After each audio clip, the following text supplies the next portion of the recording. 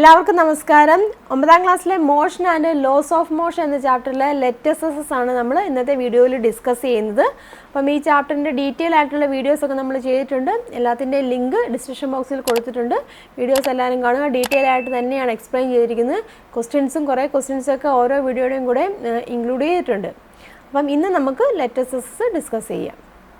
അപ്പോൾ first question, observe the figure and answer the following questions. When the card is suddenly stuck off, what happens to the coin? Why? ഒരു figure കൊടുത്തിട്ടുണ്ടല്ലേ, ചിത്രം ശ്രദ്ധിച്ചല്ലോ. ചുവടെ കൊടുത്തിട്ടുള്ള ചോദ്യങ്ങൾക്ക് ഉത്തരം എഴുതുക. ഇവിടെ ഫിഗർ മനസ്സിലായല്ലോ.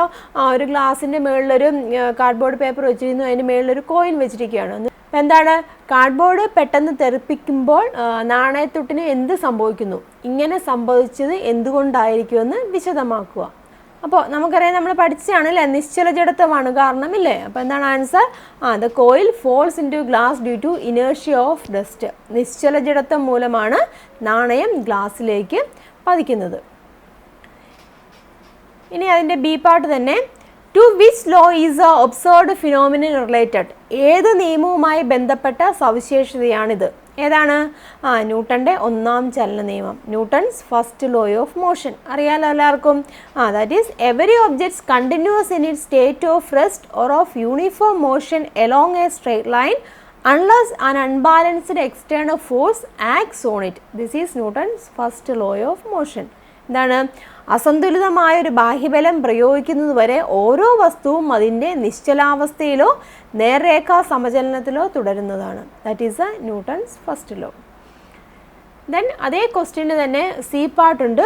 അതായത് how is this characteristics related to the mass of the object. ഈ സവിശേഷതയ്ക്ക് വസ്തുവിൻ്റെ മാസുമായിട്ടുള്ള ബന്ധമെന്ത്? ഏതാണ് ആ സവിശേഷത എന്ന് പറഞ്ഞിരിക്കുന്നത്? ഇനേർഷ്യ അല്ലേ. ഇനേർഷ്യ പലതരത്തിലുള്ള ഇനേർഷ്യ നമ്മൾ പഠിച്ചായിരുന്നു. ഇനേർഷ്യ ഓഫ് റെസ്റ്റ് ഉണ്ട്, ഇനേർഷ്യ ഓഫ് മോഷൻ ഉണ്ട്. ഇവിടെ ഏതാണ്? ഇനേർഷ്യ ഓഫ് റെസ്റ്റ് ആണ്. ബേസിക്കലി ഇനേർഷ്യയാണ്, അതായത് ജഡത്വമാണ്. അപ്പോൾ ഈ ജഡത്വവും ആ വസ്തുവിൻ്റെ മാസും തമ്മിലുള്ള ബന്ധമെന്ത്? എന്താണ്? മാസ് കൂടുകയാണെന്നുണ്ടെങ്കിൽ ജഡത്വം കൂടുമില്ലേ. Mass increases, inertia increases. Mass കൂടുമ്പോൾ ജഡത്വം കൂടുന്നു. Then second question, what are the balanced forces that act on a book at rest on a table? മേശപ്പുറത്ത് നിശ്ചലാവസ്ഥയിലിരിക്കുന്ന ഒരു പുസ്തകത്തിൽ പ്രയോഗിക്കപ്പെടുന്ന സന്തുലിത ബലങ്ങൾ ഏതെല്ലാം? ഒരു ബുക്ക് ഒരു ടേബിളിന് മേളിൽ ഇരിക്കുകയാണ്. അപ്പോൾ അവിടെ ആക്ട് ചെയ്യുന്ന ഫോഴ്സസുകൾ, ബാലൻസ്ഡ് ഫോഴ്സാണ് നമുക്കറിയാമല്ലേ. അപ്പം അവിടെ ആക്ട് ചെയ്യുന്ന ഫോഴ്സസുകൾ ഏതൊക്കെയാണെന്നാണ് ഇപ്പോൾ ചോദിച്ചിരിക്കുന്നത്. ഏതൊക്കെയാണ്? ഒന്നാമത്തെ, downward force exerts by the book on the table. That is a weight of the book അല്ലേ. ആ ബുക്കിൻ്റെ വെയിറ്റ് താഴേക്ക് ആക്ട് ചെയ്യുന്നുണ്ട് അല്ലേ. അതിന് പറയുന്നതാണ് ദാറ്റ് ഈസ് ആക്ഷൻ ആണ് അല്ലേ. ഇത് പുസ്തകം മേശയിൽ പ്രയോഗിക്കുന്ന ബലം, അതായത് പുസ്തകത്തിൻ്റെ ഭാരമാണ്. പുസ്തകം മേശയിൽ പ്രയോഗിക്കുന്ന ബലം എന്ന് വെച്ചാൽ എന്താണ്? That is a weight of the book. അതെന്താണ്? പ്രവർത്തനമാണ്. അതേസമയം തന്നെ എന്താണ്? ആ ടേബിള് ബുക്കിന്മേലൊരു പ്രതിപ്രവർത്തനം നടത്തുന്നുണ്ട്, ഒരു റിയാക്ഷൻ ഫോഴ്സും കൊടുക്കുന്നുണ്ട് അല്ലേ. അത് അപ്പോർഡായിട്ടൊരു റിയാക്ഷൻ ഫോഴ്സും കൊടുക്കുന്നുണ്ട്. അപ്പോൾ രണ്ടാമത്തെ ഫോഴ്സ് ഏതാണ്? That is upward force applies by the table on the book. That is a reaction. മേശ പുസ്തകത്തിൽ പ്രയോഗിക്കുന്ന ബലം, അതായത് പ്രതിപ്രവർത്തനം. Then third question, to remove the dust from a carpet, it is suspended and hit with a stick. What is the scientific principle behind it? കാർപ്പറ്റിൽ നിന്നും പൊടി നീക്കം ചെയ്യുന്നതിന് കാർപ്പറ്റ് തൂക്കിയിട്ട ശേഷം വടികൊണ്ട് തട്ടുന്നു. ഇതിന് പിന്നിലെ ശാസ്ത്ര തത്വം എന്ത്? നമുക്കറിയാം, കാർപ്പറ്റിലൊക്കെ പൊടി ഇരിക്കുകയാണെന്നുണ്ടെങ്കിൽ നമ്മൾ എവിടെയെങ്കിലും തൂക്കിയിട്ട് വെച്ചൊരു വടി കൊണ്ടൊക്കെ കൊട്ടുന്നുണ്ടല്ലേ. അപ്പോൾ കൊട്ടുമ്പം ആ പൊടി തെറിച്ച് പോകും അല്ലേ. അതിന് കാരണം എന്താണ്? ഇനേർഷ്യ ഓഫ് റെസ്റ്റ് ആണല്ലേ, അതായത് നിശ്ചല ജഡത്വമാണ് അല്ലേ കാരണം.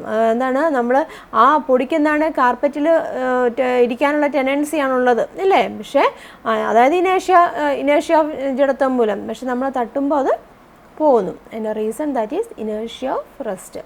The dust in the carpet shows a tendency to continue in its state of rest. നിശ്ചല ജഡത്വമാണ് ഇതിന് കാരണം. കാർപ്പറ്റിൽ പറ്റിയിരിക്കുന്ന പൊടി നിശ്ചലാവസ്ഥയിൽ തുടരാനുള്ള പ്രവണതയാണ് അവിടെ കാണിക്കുന്നത്. വേറെ എക്സാമ്പിൾസ് ഒക്കെ നമ്മൾ ഡീറ്റെയിൽ ആയിട്ട് പറഞ്ഞതാണ് കേട്ടോ, പഠിച്ചതാണ്. പല ഇനേർഷ്യ ഓഫ് റെസ്റ്റിനൊക്കെ എക്സാമ്പിൾസ്, അതൊക്കെ ആ ഓരോ വീഡിയോയുടെയും കൂട്ടത്തിലുണ്ട്.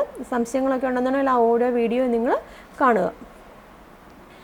Then fourth question, a car and a bus are traveling at the same velocity which has greater momentum. Why? ഒരേ പ്രവേഗത്തിൽ സഞ്ചരിച്ചു കൊണ്ടിരിക്കുന്ന കാറിനോ ബസ്സിനോ ഏതിനായിരിക്കും ആക്കം കൂടുതൽ? എന്തുകൊണ്ട്? മനസ്സിലായല്ലോ, ഒരേ വെലോസിറ്റിയിലാണ് ഒരു കാറും ബസ്സും സഞ്ചരിക്കുന്നു. അപ്പോൾ ഏതിനായിരിക്കും ആക്കം കൂടുതൽ, മൊമെൻറ്റം കൂടുതൽ? കാരണം എന്താണെന്ന്. അപ്പോൾ ഏതിനായിരിക്കും മൊമെൻറ്റം കൂടുതൽ? ബസ്സിനായിരിക്കും. വെലോസിറ്റി സെയിം ആണല്ലേ, വെലോസിറ്റി സെയിം ആണ്, പക്ഷേ മാസ് അവിടെ വ്യത്യാസമാണല്ലേ. അപ്പം ബസ്സിന് മാസ് കൂടുതലാണല്ലേ. അപ്പോൾ അതുകൊണ്ട് തന്നെ മൊമെൻറ്റം ഏതിനായിരിക്കും കൂടുതൽ? ബസ്സിനായിരിക്കും. കാരണം അപ്പോൾ ആക്കം കൂടുതൽ ബസ്സിനാണല്ലേ. അതിന് കാരണം എന്താണ്? ബസ്സിന് മാസ് കൂടുതലാണ്. മനസ്സിലായല്ലോ. That is because when mass increases momentum increases. ആക്കം ബസ്സിനാണ് കൂടുതൽ. അതിന് കാരണം എന്താണ്? മാസ് കൂടുമ്പോൾ ആക്കം കൂടുന്നു. Then fifth question, on the basis of Newton's third law of motion, explain the force that helps to propel a rocket upward. ഒരു rocket മുകളിലേക്ക് കുതിക്കുന്നതിന് സഹായമായ ബലം ന്യൂട്ടൻ്റെ മൂന്നാം ചലന നിയമം അനുസരിച്ച് വിശദീകരിക്കാം. റോക്കറ്റ് പ്രൊപ്പൽഷനിലെ നമുക്കറിയാം, റോക്കറ്റ് പ്രൊപ്പൽഷൻ്റെ ഏതിലൂടെ ബേസിലാണ്? ന്യൂട്ടൻ്റെ മൂന്നാം ചലന നിയമമാണ്. അപ്പോൾ അതെങ്ങനെയാണ് നടക്കുന്നതെന്നാണ് ചോദിക്കുന്നത്. നമുക്കറിയാം, ഈ റോക്കറ്റിൻ്റെ ഉള്ളിൽ ഫ്യൂവൽ ടാങ്കിൻ്റെ ഉള്ളിൽ എന്താണ്? ഫ്യൂവലുണ്ട്. ആ ഫ്യൂവൽ ബേൺ ചെയ്യുന്നു അല്ലേ. ബേൺ ചെയ്യുമ്പോൾ അവിടെ ഹൈ ടെമ്പറേച്ചറും പ്രഷറിലുമാണ് ബേൺ ചെയ്യുന്നത്. അപ്പോൾ ഒരു ഗ്യാസ് പ്രൊഡ്യൂസ് ചെയ്യുന്നുണ്ട് അല്ലേ. അപ്പം ആ ഗ്യാസ് പുറത്തോട്ട് പോകുന്നുണ്ട് അല്ലേ. ആ ഗ്യാസ് പുറത്തോട്ട് പോകുമ്പോൾ റോക്കറ്റ് മുന്നോട്ട് കുതിക്കുന്നു. ആ പുറന്തള്ളപ്പെടുന്ന എന്താണ് ഗ്യാസ്, അതാണ് ആക്ഷൻ ഫോഴ്സ് എന്ന് പറഞ്ഞിരിക്കുന്നത്. ആ ആക്ഷൻ ഫോഴ്സ് മൂലം റോക്കറ്റ് മുന്നോട്ട് പോകുന്നു. അപ്പോൾ റോക്കറ്റിന് ആ ഗ്യാസിൽ നിന്ന് കിട്ടുന്ന റിയാക്ഷൻ ഫോഴ്സ് മൂലമാണ് റോക്കറ്റ് മുന്നോട്ട് പോകുന്നത്. Answer, that is it is due to the reaction force by the escaping gas from rocket. The fuel inside the rocket burned and the gas escaping from the rocket is action. The burned gas exerts an equal force on the rocket in opposite direction is reaction. റോക്കറ്റിൽ പുറത്തേക്ക് പോകുന്ന വാതകത്തിൻ്റെ പ്രതിപ്രവർത്തനം മൂലമാണ് rocket മുന്നോട്ട് കുതിക്കുന്നത്. വാതകം പുറന്തള്ളപ്പെടുന്നത് പ്രവർത്തനവും അതുമൂലം റോക്കറ്റിന് ലഭിക്കുന്ന ബലം അവിടുത്തെ പ്രതിപ്രവർത്തനവുമാണ്. Then next question, sixth one. A car travels at a velocity of 15 meters per second. The total mass of the car and the passenger in it is 1000 kilogram. Find the momentum of the car. ഒരു car 15 metre per second പ്രവേഗത്തോടെ സഞ്ചരിക്കുന്നു. കാറിൻ്റെയും യാത്രക്കാരൻ്റെയും കൂടി ആകെ mass 1000 kilogram ആണ്. ആക്കം കാണുക. മനസ്സിലായല്ലോ question. അപ്പോൾ തന്നിരിക്കുന്ന കാര്യങ്ങൾ എടുത്ത് എഴുതുന്നു. ടോട്ടൽ മാസ് 1000 കിലോഗ്രാം ആണ്. വെലോസിറ്റി 15 മീറ്റർ പെർ സെക്കൻഡ് ആണ്. ആക്കം കാണാനുള്ള ഇക്വേഷൻ നമുക്കറിയാം. P = m × v, mass into v ആണ്. സബ്സ്റ്റിറ്റ്യൂട്ട് ചെയ്തു. അപ്പോൾ കിട്ടി, എത്ര കിട്ടി? 15,000 kilogram metre per second. Clear ആയല്ലോ. Then seventh question, give reasons. കാരണം കണ്ടെത്തുക. A, when a bullet is fired from a gun, the gun recoils. തോക്കിൽ നിന്നും വെടിയുണ്ട പായുമ്പോൾ തോക്ക് പുറകോട്ട് ചലിക്കുന്നു. എന്താണ് അതിന് കാരണം? നമുക്കറിയാം അല്ലേ. തോക്കിൽ നിന്നും വെടിയുണ്ട പായുമ്പോൾ എന്താണ്? വെടിയുണ്ട പോകുന്ന ഒരു പർട്ടിക്കുലർ വെലോസിറ്റിയിലാണ് അല്ലേ. അതിന് പറയുന്ന പേരെന്താണ്? മസിൽ വെലോസിറ്റി എന്ന് പറയും. ദെൻ അതേസമയം തന്നെ തോക്കിലേക്കൊരു ബാക്ക്വേർഡ് ആയിട്ടുള്ള ഒരു മൂവ്മെൻറ്റ് ഉണ്ടാകുന്നുണ്ടല്ലേ, പുറകോട്ട് ചലിക്കുന്നുണ്ട്. അപ്പം വെടിയുണ്ട പായുന്നത് ഏതാണ്? ആക്ഷനാണ്. അതിൻ്റെ ഫലമായിട്ട് തോക്ക് പുറകോട്ട് ചലിക്കുന്നത് എന്താണ്? അതിൻ്റെ റിയാക്ഷനാണ്. അതിന് പറയുന്ന പേരെന്താണ്? റീകോയിൽ ഓഫ് ഗൺ അല്ലേ. അപ്പോൾ the gun recoils due to the reaction force applied by the shot to the gun. Forward movement of the shot is action and the backward movement of the gun is reaction. തോക്കിൽ നിന്നും വെടിയുണ്ട പായുമ്പോൾ വെടിയുണ്ട തോക്കിൽ പ്രയോഗിക്കുന്ന പ്രതിപ്രവർത്തനം മൂലമാണ് തോക്ക് പുറകോട്ട് ചലിക്കുന്നത്. വെടിയുണ്ട പായുന്നത് പ്രവർത്തനവും തോക്കിൻ്റെ പിന്നോട്ടുള്ള ചലനം പ്രതിപ്രവർത്തനവുമാണ്. Then seventh question in a B part. When a bus at rest suddenly moves forward, the passengers standing in the bus fall backward. നിർത്തിയിട്ടിരിക്കുന്ന ഒരു ബസ് പെട്ടെന്ന് മുന്നോട്ട് നീങ്ങുമ്പോൾ ബസ്സിൽ നിൽക്കുന്ന യാത്രക്കാർ പിറകോട്ട് മറിയുന്നു. ഏതാണ്?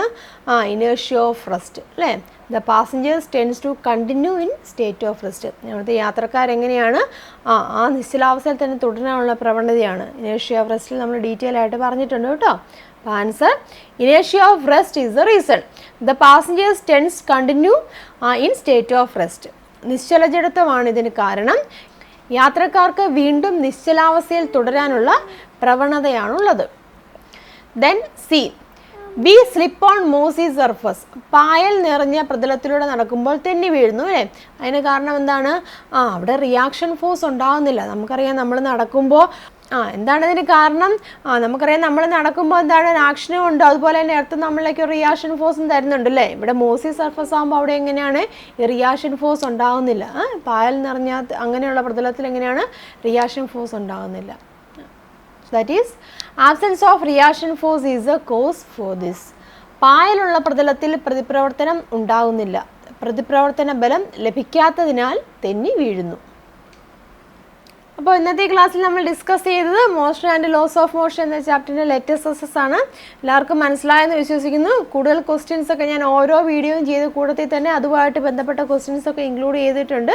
അപ്പം നിങ്ങൾക്ക് എന്തെങ്കിലും സംശയങ്ങളൊക്കെ ഉണ്ടെന്നുണ്ടെങ്കിൽ ആ വീഡിയോ നല്ലതുപോലെ കാണുക. അപ്പോൾ നിങ്ങൾക്ക് മനസ്സിലായെന്ന് വിശ്വസിക്കുന്നു. 9ാം ക്ലാസ്സിലെ എല്ലാ ചാപ്റ്റേഴ്സിൻ്റെയും വീഡിയോ ചെയ്തിട്ടുണ്ട്.